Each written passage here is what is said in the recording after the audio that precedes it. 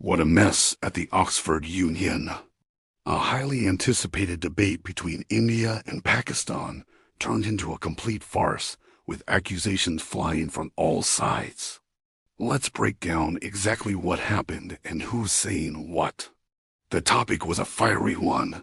This house believes that India's response to Pakistan is a populist strategy sold as security policy.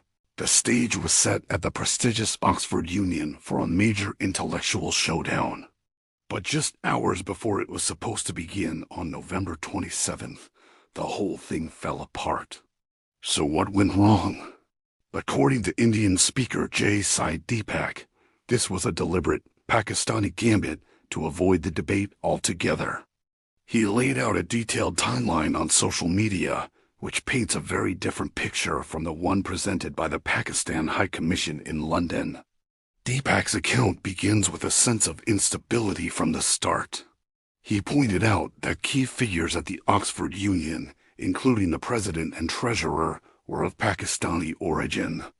He even alleged that the president was the son of Pakistan's Minister of Defense Production. This set a tense backdrop for the event. Then things got complicated on the Indian side. The original high-profile speakers, former Army Chief General Naravane and Dr. Subramanian Swamy, had to pull out just 2 days before the debate due to prior commitments. This sent organizers scrambling for replacements. Sai Deepak, who was already prepared, stepped up and managed to bring in 2 other speakers from the UK, Manu Khajuria and Satish K. Sharma, at very short notice. The Indian team was ready to go. The final collapse happened on the day of the debate. Deepak says he received a call at 3:13 p.m., informing him that the Pakistani delegation, which included prominent figures like Hina Rabbani Kar and Khawaja Muhammad Asif, had not even landed in London yet. Based on this information, the Indian team, who were on their way, decided to turn back from their journey to Oxford. It seemed the debate was off.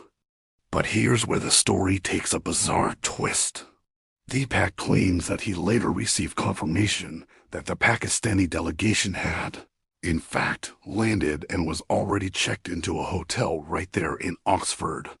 This revelation prompted a furious response from Deepak. He accused the Pakistani side of deserting the battlefield even before the battle begins, suggesting they simply lacked the courage to face a live, unscripted debate. He didn't hold back his criticism of the Oxford Union either, saying its leadership had allowed the institution to be dragged in muck and used as a mouthpiece for the Pakistan High Commission. The story quickly gained traction online. Indian politician Priyanka Chaturvedi also chimed in, mocking the Pakistani side. She tweeted, "Pakistan is crying again over an Oxford Union debate. Once again, they have proved to be liars. Expecting any better from them was not even on my list." Now, let's look at the other side of the coin. The Pakistan High Commission in London released a completely contradictory statement. They claimed it was the Indian delegation that withdrew at the last minute, handing the Pakistani side a walkover. Their statement lamented the withdrawal of the originally listed speakers, General Naravane Dr. Swamy, and even mentioned Sachin Pilot and framed the situation as the Indian team lacking the confidence to defend its security policies in a neutral and intellectually rigorous debate. So, who do you believe?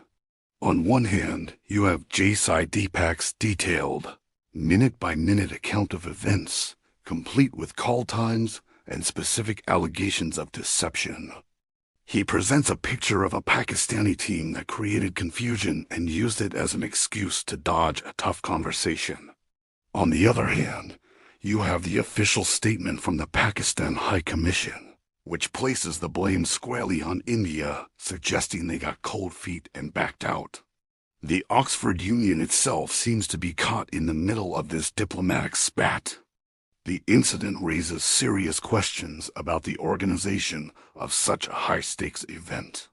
How could there be such a massive communication breakdown? Was it a simple, albeit catastrophic organizational failure? Or was it, as Deepak alleges, a deliberate strategy to sabotage the debate? What was meant to be a clash of ideas became a clash of narratives. Instead of a debate on security policy, we got a public spectacle of accusations and recriminations. It's a classic case of he said, she said, played out on an international stage. The truth likely lies somewhere in the murky details of canceled flights, last-minute changes, and questionable communications. One thing is for sure. The real loser here was the opportunity for open dialogue and intellectual exchange that the Oxford Union is supposed to champion. What are your thoughts on this? Who do you think is telling the truth? Let us know in the comments below. Thanks for watching, and if you found this breakdown helpful, don't forget to like this video and subscribe to the channel for more updates.